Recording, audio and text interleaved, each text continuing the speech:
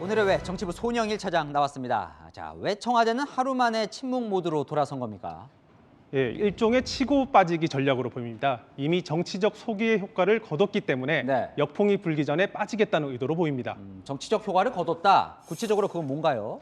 일단 국민과 자신의 지지층을 향해 나는 건재하다는 존재감을 재확인하는 것으로 보입니다. 이를 통해 지지층을 결집시킬 수 있는데요. 또 야당 후보를 저격함으로써 자연스럽게 이재명 여당 후보에게 힘을 실어주는 결과를 만들어낼 수 있겠습니다. 물론 청와대는 문 대통령의 비판에 정치적 노림수는 전혀 없다, 이렇게 설명하고 있기는 합니다. 그렇다면 계속 비판을 하면 되잖아요. 왜 빠진 겁니까? 예, 선거 개입 논란 등 역풍이 불 수도 있기 때문인데요. 네. 가유불급이란 말이 있지 않습니까? 너무 과하면 탈이 날 수 있는 만큼 더 몰아세우기보다는 이쯤에서 일단 멈춰 분위기를 보자, 이런 것으로 보입니다. 또 문 대통령이 더 나설 경우 이재명 후보의 존재감이 희미해질 수 있는데요. 청와대도 이런 것은 원하지 않는 분위기입니다.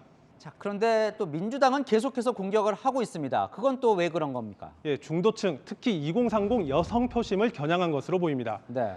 2030 여성 지지율을 살펴보면요. 문재인 대통령의 2030 여성 지지율이 이재명 후보보다 더 높습니다. 문재인 대통령을 지키기 위해서는 이재명 후보를 찍어야 한다. 윤 후보가 문 대통령을 적폐 수사 대상에 올릴 수 있으니 막아야 한다. 이런 논리를 편 것으로 보입니다. 우상호 선대위 총괄본부장이 윤 후보가 사과하지 않으면 중도층이 떨어져 나갈 것이라고 한 것도 이런 이유에서입니다.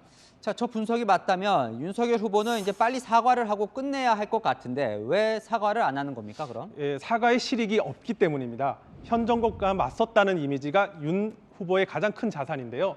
정치 초년생인 윤 후보가 야권의 유력 대선 후보로 올라설 수 있었던 것도 바로 이 때문입니다. 그런데 대통령이 걸어온 기싸움에 고개를 바로 숙인다면 스스로의 정치적 자산을 부인하는 셈이 됩니다.